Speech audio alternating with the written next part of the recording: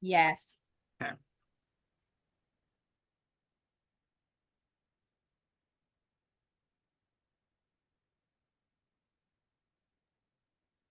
All right, everybody. Thank you for being here.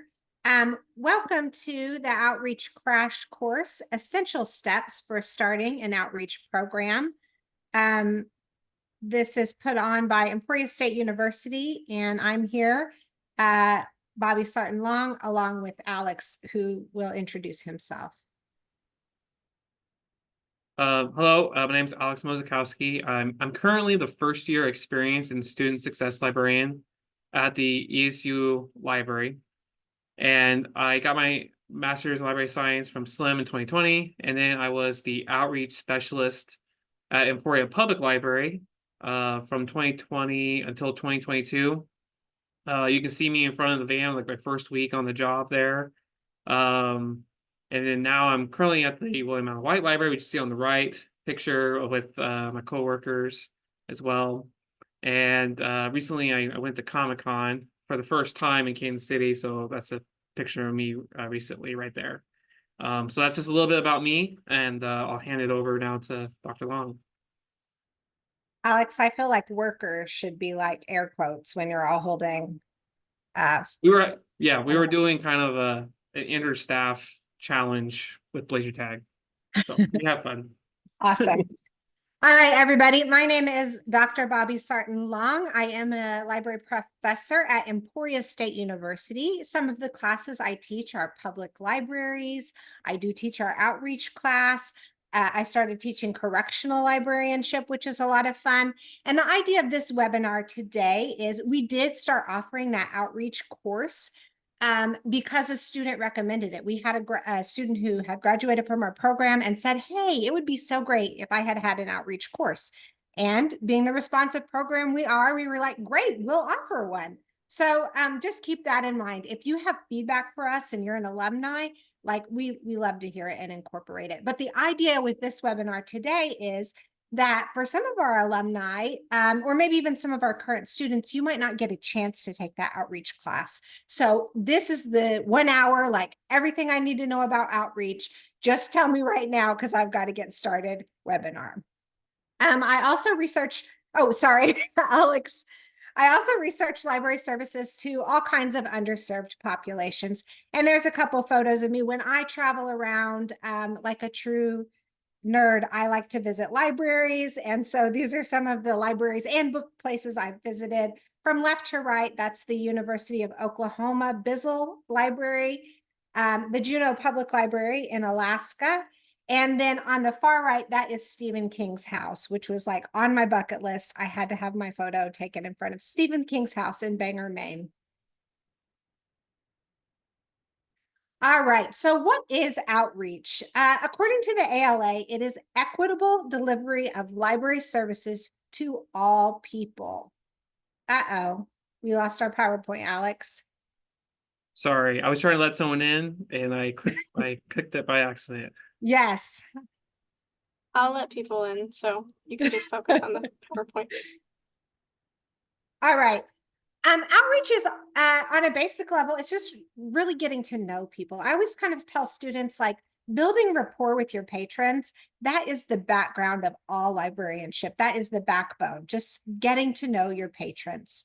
Outreach is really about being a connector. I think so often librarians get overwhelmed thinking they have to know everything about everything. And they think like, oh, I can't run a program about that because I don't know about that, or I can't offer outreach to this population because I don't know X, Y, or Z.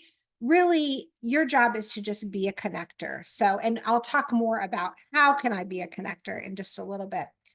Outreach is making the library visible outside of the branches so that people are aware of the library and what it can offer, and they don't have to necessarily go into a branch to find that out. Outreach is inviting people to the library. It's saying, hey, yes, your group, we want you to come into the library. And it's been so amazing to me through outreach that I've offered how you'll start offering outreach to a particular population. And then all of a sudden you see those folks coming into the library when you never saw them before. And so that's a really fun product of outreach. Outreach is also expanding on what makes your community unique. So getting to know your community and really, really magnifying the things that make your community cool and unique, so that we all feel that sense of love for our community and community bonding. So how to get started in outreach? If you've been tasked with doing some outreach and you're really not knowing where to get started, I always encourage to look at your community demographics. Look around at who lives in your community and ask yourself, are these people coming into our library? I think Emporia is a good example. Emporia, we're about 40% Hispanic. So if I go to the Emporia Public Library, am I seeing 40% Hispanic patrons? Do we have 40% maybe Hispanic-minded collections? Those kinds of things. So that can kind of help you know where your needs are, just that basic understanding demographics. But it's not just about race and language and things like that. It can be about what is important to your community. Are people in your community wanting to know about buying a home or raising their kids, or do they have legal questions? Whatever's going on in your community, those themes and trends, that is part of the needs you have in your community.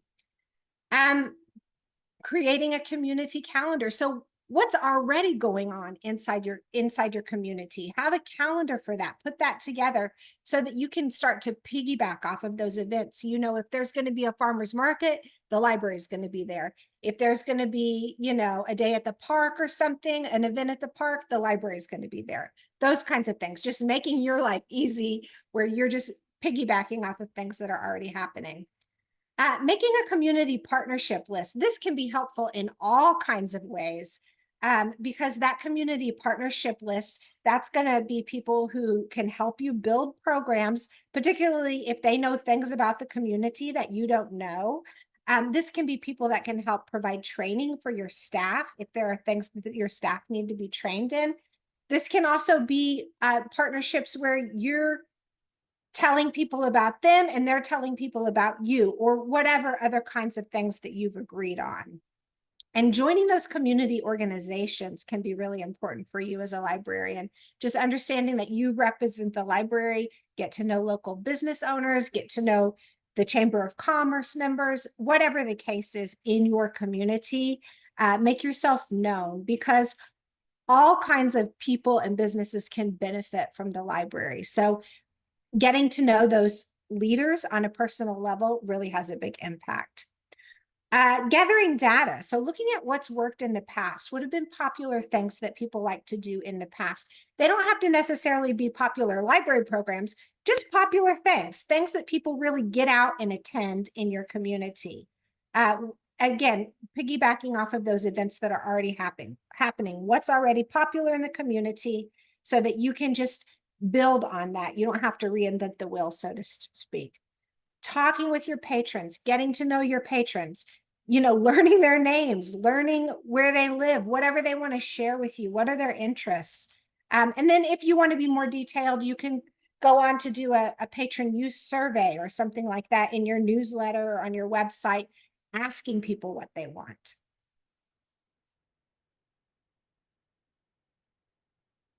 Outreach challenges. A lot of times people say, but what if? So these are if your staff or your higher ups, maybe they might say, but these things. So these are some of the answers I can give you.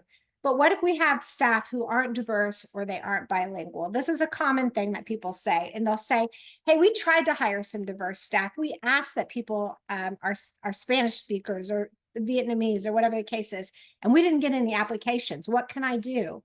Well, recruiting volunteers can really be a good starting place. Recruiting volunteers can be very, very successful in getting people who are bilingual, getting people who can give you insight into particular communities and what those communities want and need, and also changing the face of the library. So when people come into the library, they start to see people who look like them. Studies show that people are more likely to approach people with questions who look or seem like them.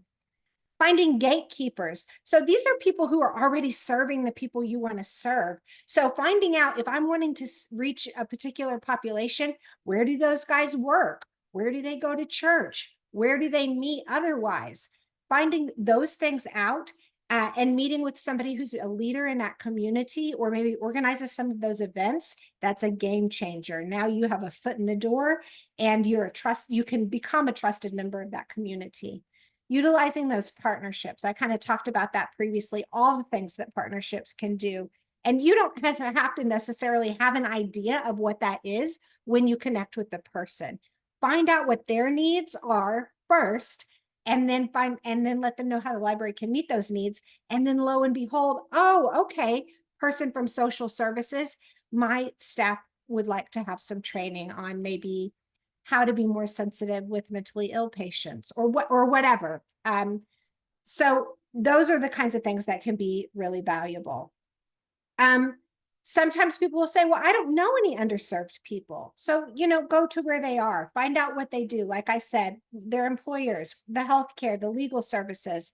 I've done a lot of studies with deaf and hard of hearing people. And in most towns, there is a church that offers sign language services. That's a great place to meet some deaf people, if that's a sub-community that you're trying to connect with.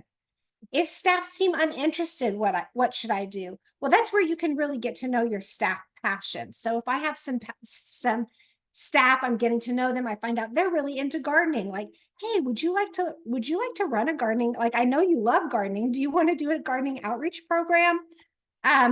As an example. But the more you know about your staff, if you can hone in on those things they're already passionate about, then as a byproduct, they will become more passionate about outreach. Creating training opportunities. This may look like offering for a staff member to ride along with an outreach person, or it might be creating some sort of other training opportunity. Like if I know that my staff are struggling with dealing with this population for whatever reason, like let's get somebody who's a gatekeeper for that population to come in and talk to the staff so they can understand those folks better. And sometimes people might say, well, we have an obstacle that we don't even have a bookmobile. How are we supposed to do outreach? Or we don't even have an outreach staff. What can we do? Well, anything can work. Any small hours can work. Any staff who is willing, they can just do outreach an hour or two a week. That's fine. Anywhere you start is a good place to start. A few outreach considerations. Safety and security can be big. Sometimes librarians can be the only outreach staff, so make sure that you let people know where you are and where you're supposed to be, so that if you don't show up to that next location, someone knows right away, hey, maybe you had a flat tire or something's happened. That can be a big deal when you're working on your own in that kind of way. A slogan for people with disabilities or disability services is nothing about us without us. So a lot of times I'll see librarians who like, hey, I created this program and nobody came. Like, why isn't anyone coming? Well, I would just encourage you to make your job easier by including people from that target population. If you include people in that target population with the planning of the program, even the implementation of the program, like, hey, would you like to help me run this? They'll invite their friends. You'll usually get a much better turnout. So it just works well. Time management can be a big challenge in outreach because you can be tempted to want to be all things to all people. And I know Alex is going to talk more about that later. So getting a handle on that time management, thinking about what's worked well in the past. Again, that doesn't have to be just for library things. Thinking about community needs and interests, and involve other staff members and volunteers, particularly if they have skills that you don't have. It's going to be a much better program if I can get somebody who's an expert in a particular area to run that program, rather than if I try to do everything myself. Think about what's easy and achievable. Get some of those easy wins under your belt where you start to feel successful, and that works really well in puffing you up. And also that helps build a reputation for the library so that people start to see that the library is trying to meet your needs. And you'll be surprised. People will start to come and say, hey, I heard what you did for such and such folks.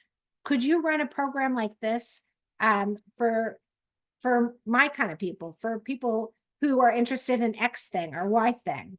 So building that reputation can be a really fun, you get the snowball rolling in a positive direction. Hi, this is Alex again. So I'm just going to pick up where Dr. Long left off and kind of talk about what you need to get started and some ideas that you can use to kind of jumpstart your program and kind of those easy wins that Dr. Long is mentioning. So just so you know, when I started my first year of outreach, I did not have any classwork in outreach before, although I had done some outreach in my other professions. In Emporia Public Library, it's a small town, 25,000 people, and never had an outreach program before I started. So I really was starting from scratch. And they had just bought a library vehicle, a van, for that purpose. So I was kind of the first librarian to kind of use that. So I was sort of the guinea pig and just kind of got the chance to do my own thing and try and come up with some ideas and to do outreach. And it was really important because it was during COVID. So initially my first year was just reminding people, hey, we're open and you can come into the library again. That was so important. So here are some of the essentials that any outreach librarian needs just to get started. First, you'll want a folding table and some folding chairs that you can pack in your vehicle because you will be going to a lot of different places and not of them have tables for you. Bring a tablecloth and a banner that displays your name and logo. So it can be one of these tablecloths on the screen or one of those retractable banners that are really nice because they are compact and it's easy to pack in your vehicle again. Not too expensive. A laptop and a hotspot are not required, but highly recommended because you might get questions about, hey, I don't even remember if I have a library card anymore. Can you check? So you can do that. You can check to see if their account is expired. You can renew them.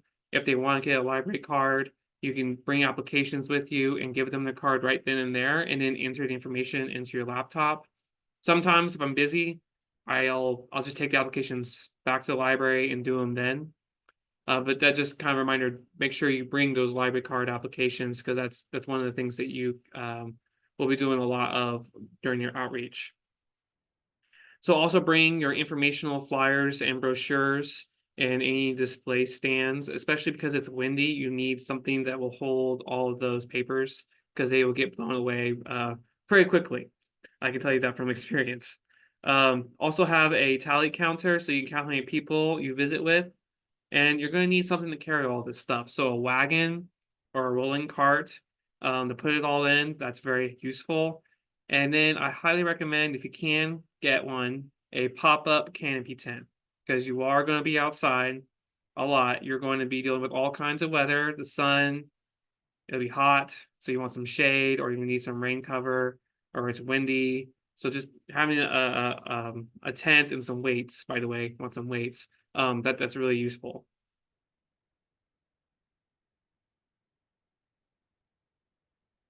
Now I'm going to talk about some ideas to get started with your outreach. One of the best ways for the library to be visible in the community is attending community events. So start looking at your community calendar, like Dr. Long said, and choose which events you want to participate. And remember, you want to go where your community is gathering and thinking about your audience and what audience you want to reach to. So this could be your farmers market, your block parties, your holidays and festivals and other special events. So for example, in Emporia, we have some really big Hispanic festivals, the Cinco de Mayo and Dia de los Muertos festival. There's parades, there's block parties, there's music, and there's so many organizations and booths out there. It made sense to go out there, and we brought our table, and we brought a craft out there, and we even had the van in the parade. So that just made the library so much more visible, not just for all the community, but to that particular group in our community. Some other events that I went to, like food truck rallies, community baby shower, craft and trade shows, and a lot more I'm not remembering right now. But those are some easiest things that you can do to get started. When you are doing outreach, like that, you want to think about what outcomes you're doing. So are you trying to promote the library? Are you trying to promote upcoming events at the library? Are you doing a library card drive? You just kind of want to think about what your purpose is for coming. You just want to spread awareness, remind people that you're open, that you're there. Is it to build community, make connections, or meet people? Okay, so kind of think about like what your goal is and how you're going to attract that audience. So like Dr. Long said, think about your target population or your audience and what's the best way to reach them. If you're meeting with families and kids and students, you want some sort of fun activity. So crafts, games, bring something that will attract people to your table or to your booth. One of the easiest thing you can do that we always kind of brought was a prize wheel, because you can just put all your swag on the wheel. And people love swag. They love just to pick up stuff. So having something to give away is really nice. And if you add the prize wheel, so it's like a fun game that just makes it more exciting. It just like mentally, people just love to try that. And then you have the chance to talk to them.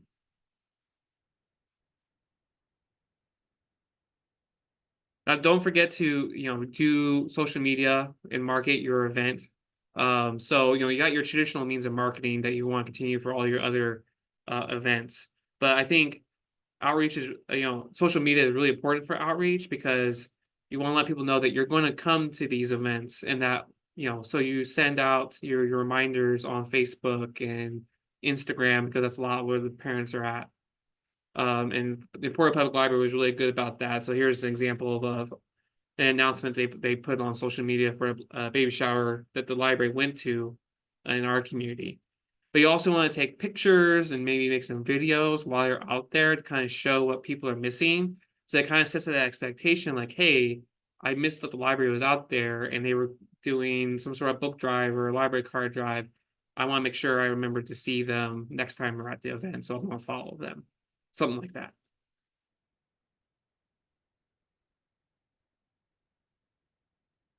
All right, so another program that I did is the rotating book collections. So it's not something that I started. The library had started doing this before I was on board. But since I came on board and now we had this dedicated position to doing outreach, I was able to kind of expand this to more locations. So some of you may have heard about home deliveries. We kind of one-on-one deliver books too. So that's very, very time consuming, not necessarily always safe. So instead, what we did was focused on looking at locations where we could have a dedicated shelf at that location to serve those needs. So this might be your nursing homes and your senior apartments. A lot of those locations had a library run by volunteers. They had books that were donated to those libraries, usually by the residents themselves. So obviously they have a need for reading and books, but they didn't have updated new titles. So having that space, I would bring new books and change them out once a month, and the volunteer would keep track of those books and make sure they got returned when they come back once a month. So that was kind of nice, because yes, I still had to get books and deliver them, but I'm delivering for like a community, and I'm not trying to make 100 deliveries. I'm only making like 1 or 2 to 5 to 10 deliveries instead. And you can expand this. So you can do this to schools and daycares. I know that what the Dodge City Library was doing as well. And you can work with your school librarians. And you also could instead of doing this, you can do something called lobby stops. So I did this at Presbyterian Manor and a few other places where instead of having a shelf, I would actually set up a mini library, and once a week visit that location, and the residents would come down to the lobby to visit our library and meet with us and check out our books and just chit chat and request other titles. And that way I kind of built a relationship with those residents, and then eventually I would have the same 10 residents come plus new people that who moved in coming to visit my mini library. Now that is a lot of work, right? You have to set up with a table, bring books that's heavy, and then tear it down. And you're only there for a couple of hours. So, again, that's something that would require some dedicated staff and time to do. So laundromats is interesting. That was an idea that I picked up at a conference at PLA in Portland. And I was looking for some easy ways of reaching to low-income families, and they had done a program of setting up little libraries in laundromats. So I thought that was a great idea, so I purchased these displays for $25. I talked to some of the laundromats in town. They were happy to work with us, because I said that I would take care of it. And so I built the displays, and then I would, just like with the rotating collections, I would bring books and just change them out once a month. The difference is these are usually free books that are donated books that have been drawn from the library, so they're free to take. So I wasn't worried if I would never get these back. But the goal was that, kids come with their parents for laundry sessions, and they're there sitting around waiting. And so just having some reading material for them, I thought would be a good idea. And then I just put a library sticker on there that says like courtesy of the library, just so they know like where it's coming from. And you can do the same thing for your little free libraries. You can probably drive around and see where those are at, or some of them are registered on the website, so you can go to the website, see where they're located, and people can bring books to those. Anyone can bring them, so the library can bring them as well. So take some of those free books that you have that you're just giving away, and put a little sticker on it that says from the library, and stick them in. And it's just like kind of a low effort, easy way of doing outreach. So once you get your outreach going, you've kind of gotten some of those basic, easy projects going. Now you want to start looking at some programming. So think about the activities that you are already doing in the library that you could do outside the library, that you could bring to an audience that's not being served. As well as, well, what could you do outside the library that you couldn't do before? Okay.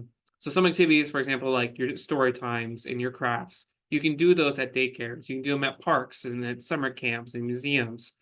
If you have like a low income housing project in your area, reach out to them and partner with them, as well as partner with other organizations. You got your adult day services, so adults with disabilities, you can work with them because they're looking for activities. Some they call it enrichment, and same thing with nursing homes and senior centers. Okay, so lots of ideas. So one of the things that the Emporia Public Library started doing was cooking classes. So there's a picture we did a program for a summer camp there, and like Dr. Long, sorry, said that when you start doing outreach, you get more requests. So we started doing outreach, and then more people heard about our cooking classes, and then we got more requests to do these as well. All right, so some lessons that I've learned in my first year. You can't succeed if you don't try. You just have to kind of get out there sometimes and see what works. So I encourage you to do the planning steps, but you also just kind of want to see, this may work, this may not work. Just try, maybe test it and see if it works. And if it does, you expand on that. But also be comfortable with failure. Not every idea is going to be successful. That's kind of when you need to go back and reevaluate and try to do something different. But don't take it personally. Don't get beaten down by that, because I'm guessing that you're going to succeed more than you fail. And after a year of trying, you'll get really busy with a lot of successful programs because you've tried a lot of different things. So at one point, I was trying to do a program at the mall, just kind of a visit, but the mall in Emporia doesn't get a lot of foot traffic. So I was struggling to have anyone come visit with us. But then I found out that the mall had a lot of events where there was a lot of people. So I started figuring out, like, I need to attend events, not just go when there's no one there. So these were like food truck rallies, or the craft and trade shows. And so then I had a lot of audiences coming and visiting the library there. Also, like Dr. Long said, it's really important to network, really good to meet people and build relationships, because that's where you're going to make partnerships, you're going to get new ideas, and just kind of reach areas that you couldn't reach before. Be good at time management. I know it's already been stated, but you can get really busy really fast. It's easy, like your first year outreach, thinking, man, I just don't know what to do. I feel like I just don't have anything to do. But then after a year, you'll be surprised, like, man, I have no time whatsoever to myself, because you have so many commitments to different events, different programming on a weekly schedule, possibly, or a monthly schedule, and you're just going day by day. So it's easy to get burnt out. So don't overcommit yourself. Know what your limits are. think about the fact that there's a lot of evenings and weekends involved. So how much can you commit to those? Are you willing to spend every weekend going to an event? If you live in a large town, there can be an event every week. Emporia is not very big, but there is something going on almost every weekend. So you have to kind of commit about what you can do. Manage your your well-being, sorry. You're constantly on the go, so make a point of stopping and coming back to the library like once a week, like just to regroup. Like you're not going anywhere, you're just spending time where you can refresh, start planning, and kind of recover, because it's very physically taxing from outreach. And make sure to take time off if you're working evenings and weekends. And lastly, just remember, outreach is not built in a day, but you'll be surprised how much you can build within a year. Just so many things that you're doing. So with that, I think it goes back to Dr. Long here. All right, so some essential steps to get us started, just to kind of reiterate. Find out who lives in your community. What are your patrons like? What's their race, their gender, their age, housing, jobs, language, etc. Your outreach can be specific and should be specific to your community members and exactly what they're needing and what they're facing and going through.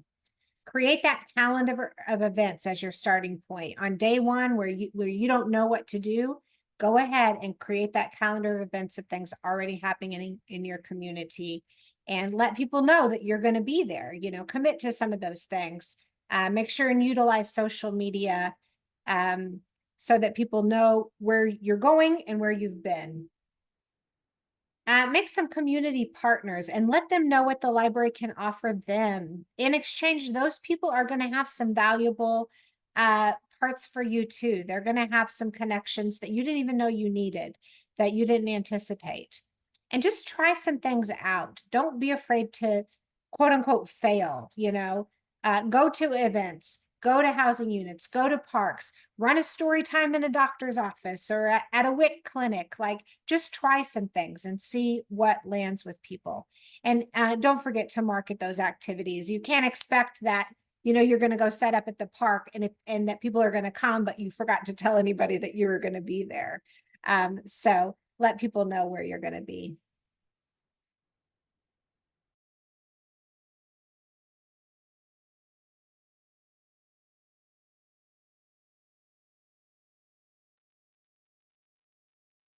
All right, so this says questions, but I noticed we had some folks in the audience today who have some real expertise in outreach. So I would invite questions, but also I invite you to share your own experiences for those of you who are in our audience that really have some experience with outreach. I just wanted to say too, I noticed a lot of people sharing ideas, and I made a comment, but one of the things I should have mentioned is one of the first things I did is I started contacting other outreach librarians in Kansas. Visit, the one in Dodge City and Hudson and Topeka, ones I knew were doing programs, had stuff with bookmobiles and things like that, just making a point to kind of get ideas from them, saying, hey, I'm new. Like, what have you guys done? What's worked and what's not worked? What tips do you guys have for me? So that I highly encourage that. It was very helpful for me when I first started. So important, especially when you're in some of these kinds of positions as a librarian where you might be one of the only people doing the job. It can be very isolating. So connecting with other people. Kathy, would you like to share a little bit about the Association of Bookmobile and Outreach Services? I don't want to put you on the spot, but we would love to hear a little bit from you. I do not mind at all. I really have loved this. The Association of Bookmobile and Outreach Services is the professional organization for those people doing outreach from their library. And that's any type of outreach, whether you have a bookmobile, you simply take a van someplace, you do a pop-up, or you do what I like to call bag and drag, which means you throw it in your car and you take it to wherever you go. We are your people. We offer student memberships. We offer a student rated art conference, which is coming up in October in, let's see, the 14th through the 17th. We have about 915 members across the country as well as internationally. And of that 900, we have about 200 student members. We are absolutely thrilled that library schools are now starting to offer a path to outreach. Not everybody wants to be in the building all day. And those of us who like to be in the out and open and going, this is the way to go. If you love constantly being with people, outreach can be just an amazing lifestyle. We have so many things to offer students, $1,000 scholarship every year, which right now it's out on our website, abos-outreach.com. You can apply for that scholarship right now. And I just would love to connect with anybody who is even thinking about doing outreach. I highly recommend the conference. It was great. Of course, the year that I went, it was it was still kind of COVID, so it was online only. Mhm. But I've heard that the in-person conference is great as well. Yeah, it's 3 full days of nothing but outreach. We talk about vehicles, we talk about Mm. senior programming, youth programming, how to do everything that has to do with outreach. And we love having students. We have several of our board members do mentoring as well as myself. So we're always happy to connect with students to help out. You guys also have like a message board too, Yes, the Yeah. listserv. the Mhm. listserv, yes. And that's where you can get a lot of ideas or ask a question and, you know, have other people kind of share with their ideas. Thank you, Kathy. And I shared that website in the chat. And I would assume that the instructions on how to get on that listserv are also via the website. Yes, that is out there. I am also going to put my email into the chat. So if anybody wants to reach out to me personally, I am more than happy to talk to people. Thank you so much. We really appreciate that. My So there was- pleasure. So there was a question about how often did if you try something, should you try to do it, and what things did you measure to know if it was working or not? It really depends on what you're doing. If you are wanting to do something where it's like, I want to go to this location and do outreach every week or once a month, then it might be something that you want to try to do a few times before you decide not to do it anymore.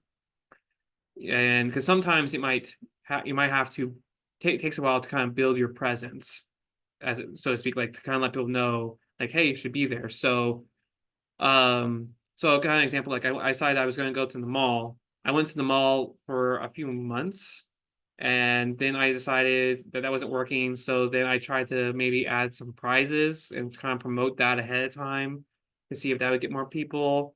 And that still wasn't working. So I tried for a while. I tried different formats. Then the other hand, like the farmers market, that took a while, but then it kind of took off. So the first time I didn't have quite as big of a response, but then the second time it was bigger because people kind of heard about it, and so they were kind of visiting more at our stop, or had seen us the first time. They didn't stop by us the first time we went to the farmers market, but the second time they're like, "Why are you here?" So you might want to give it more than one chance, but then you might have like your one-off programs where you might want to figure out like what measurements you want to use to determine if it's successful. Is it based on the number of people coming? Like, you know, I wanted to make sure I get as many people to visit our table as possible. Is it based on number of library cards that you give out, or number of books you check out, or crafts that are done? You just kind of figure out like what that metric is, basically. And that's awesome, Alex. Thank you. And I would add to that, Haley, that if you have that program running and you have in mind, like, man, this would be the best program for like a homeschooler or something like that, I would say don't never underestimate the power of personally inviting people. I'm always amazed at people like, oh, you mean me? Like, oh yeah, okay. So personally inviting people and thinking about those gatekeepers. So like, for example, if I had a program I was running, I thought this would be great for homeschoolers. I'm going to go ahead and try to join that homeschool group on Facebook and see promote my program there, or meet with the person who's in charge of that and let them know. So it might take a little bit more work to carve out that program. So those are hopefully a couple of tactics that are helpful. Getting the gatekeeper is really helpful. I will say that if you have the right person, they will spread the word for you and get them to come. Could I ask a question regarding that?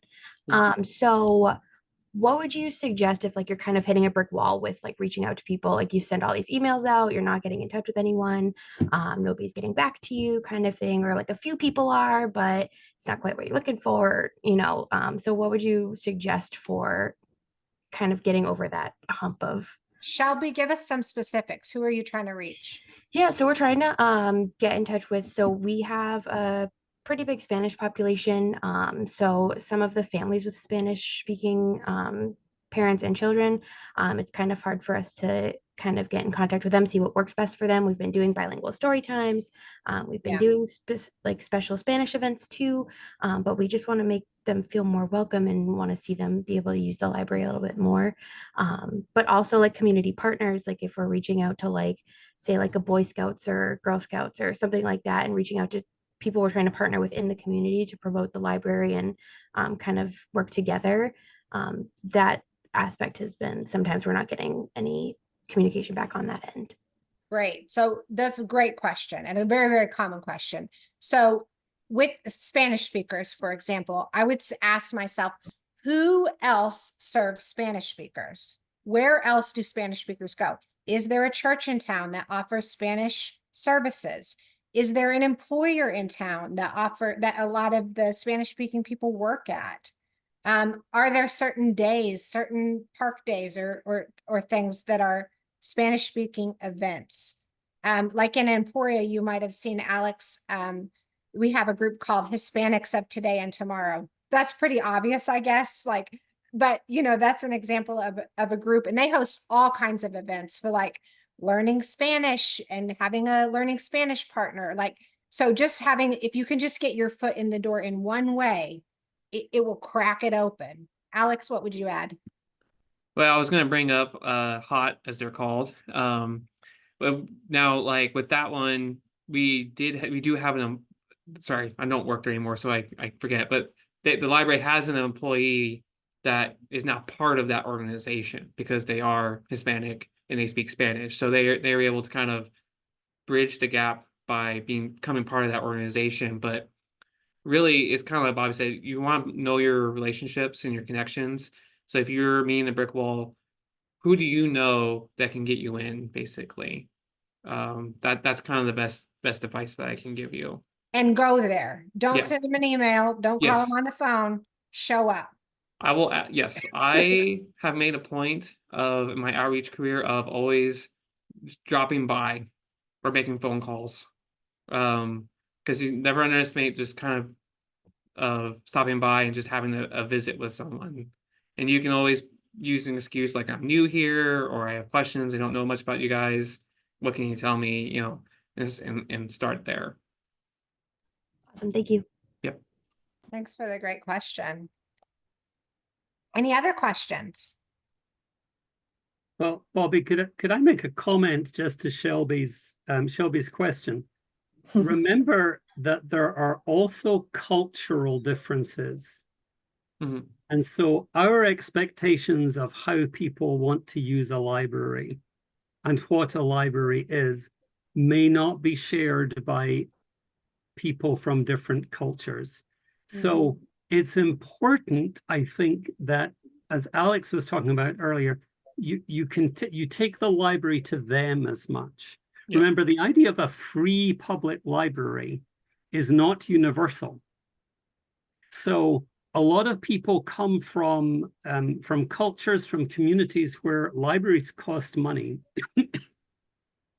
And even if they don't understand that they cost money, people don't necessarily understand what it is you have to offer them. And so it's finding, as everyone's been saying, get out of the building and go talk to somebody who knows that community and can say, you're always running programs, but you always run them on the same night as church night. So even if people wanted to come, they're not going to come because they're all over at the church. Or you're doing it in a way that's, bilingual doesn't mean the same necessarily to a non-native English speaking community than it does to us.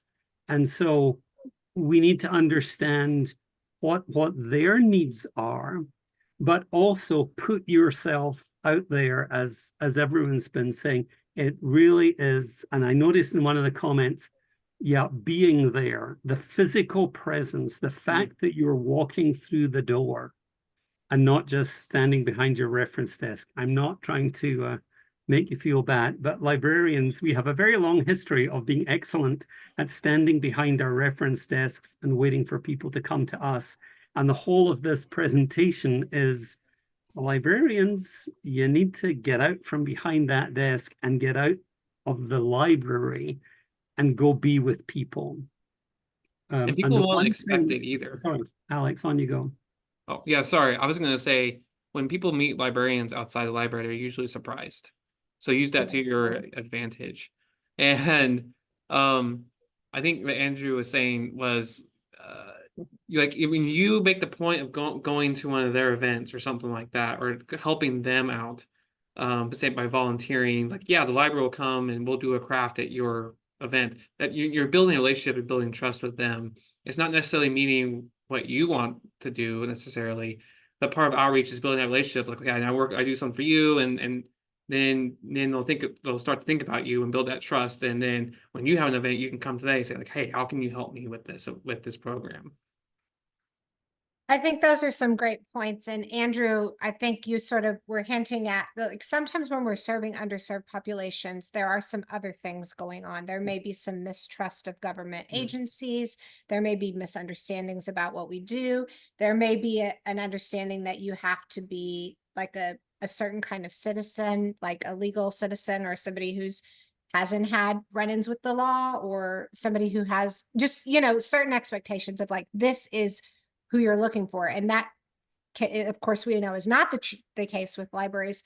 But there may be some reasons that people have a legitimate reason to be, on edge or fearful of a government agency. So we do want to be sensitive to that. And that is that place where we're making that connection with the Spanish speaking church, or the Spanish speaking employer, or the trusted leader in the community is so important, because that trust gets transferred to you in that way. And that can really, you can put time and time and time in on your own, but just having that trusted authority speak on your behalf means a lot. And I'll just chip in one more thought here.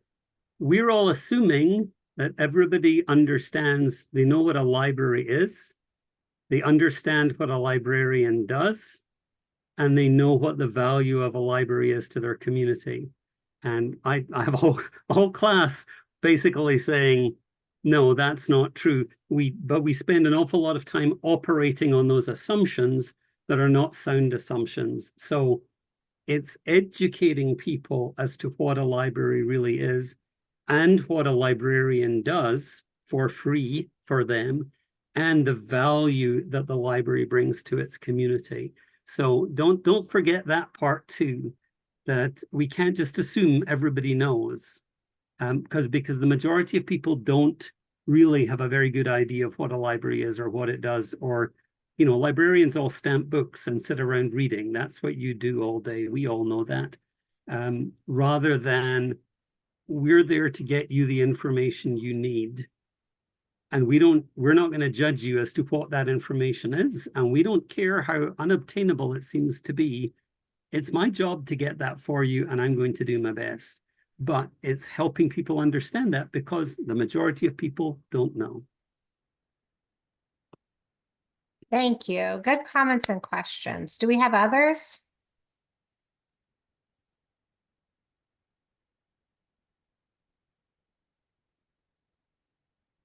You wanted to hear from, I'm sorry. Go ahead.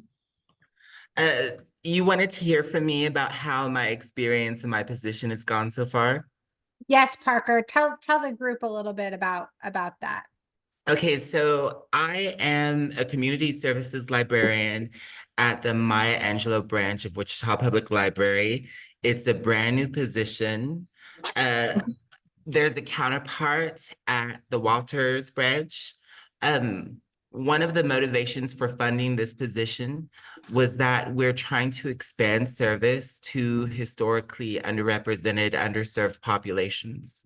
And so they hired the librarians at locations where those groups would be. And in my time since November, I've been out meeting different organizations, offering the library as a resource, offering our help in implementing their programs and promoting their programs, and then developing it's. So I guess I kind of understand outreach as finding evidence for what sort of services and programs we can find. And so that's how I've seen relationship building in this position, going out and talking with people and seeing what it is they need. One thing that I've been very happy with is we had an emergency winter shelter for our patrons who are unhoused from, I want to say, November up until March. It closed at the last day of March. And so I thought it would be important, since we had more people in our area who are unhoused, to go there and make ourselves known and be a friendly, familiar face for the community. And that's been great because we've had more traffic in. And something else that I'm planning for next year is to do a partnership with a local senior center to do a book discussion group for seniors with print impairments and disabilities. Awesome.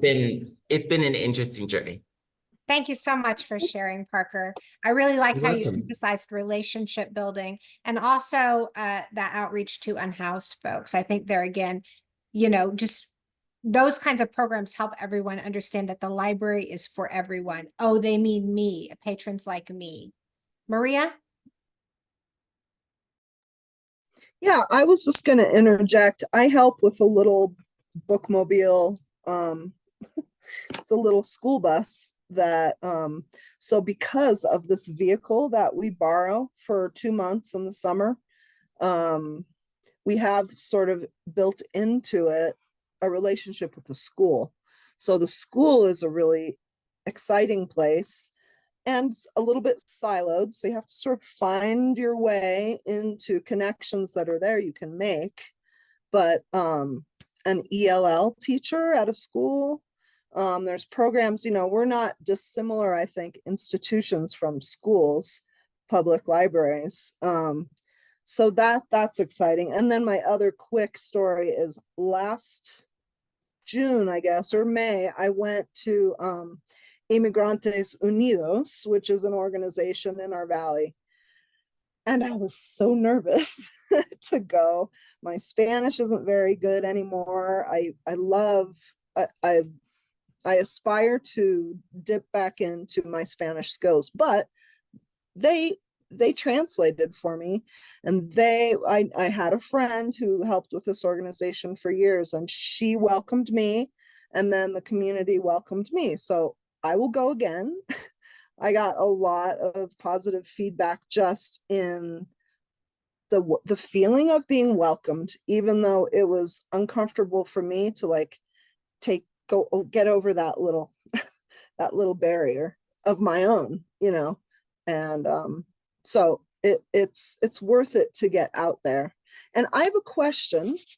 The demographics change a lot, and I'm wondering if people have, Alex or Kathy, if any of you guys have any insight on how how to find out where underserved people are living, because maybe last year, like in our area, a trailer park got shut down. I don't know where they all went. It's a privacy thing, clearly, but I've been thinking about requesting demographics from the county or the school that are, what do you call, like the personal information is redacted. So I'm just getting to see addresses and numbers of people. I don't know if anybody has experience with that, but I would love some help. One area is usually the state. I know Kansas does. They have like a data centralized for all the schools for enrollment data, and graduation and everything. But they also they also look at income size, and other data, on there as well. So you can go to I think it's the Department of Education for Kansas. I can't remember the name of the site. I mean, I can probably look for it. But you could look at all the schools in your area and look at the demographics, in your school. And it's like ethnicity and income and or not directly income, but like how many of them are on the lower and reduced, free and reduced lunches, right? So you can kind of tell based on that kind of information.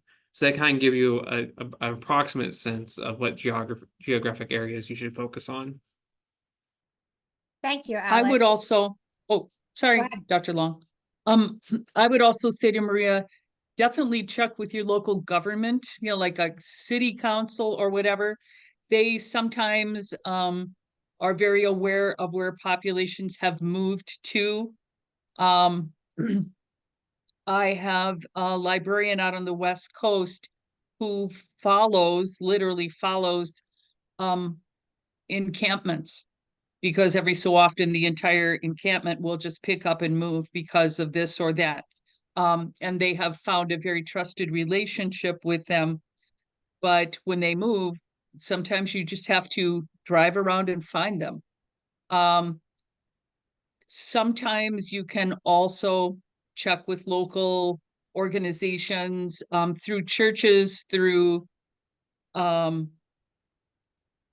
just anybody that's local that would have a handle on where housing developments have suddenly just sprung up. And not necessarily, housing, but housing itself. If there's been a big influx into an apartment building area or something like that, that always is a good way to check.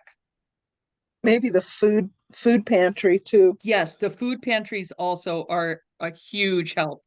Huge help, definitely. Yeah, thank you. All right. Thank you so much, everyone, for being here. We really appreciate it. I feel like this was such an engaging webinar. And so I thank you so much for all of your participation. Have a good day, everyone.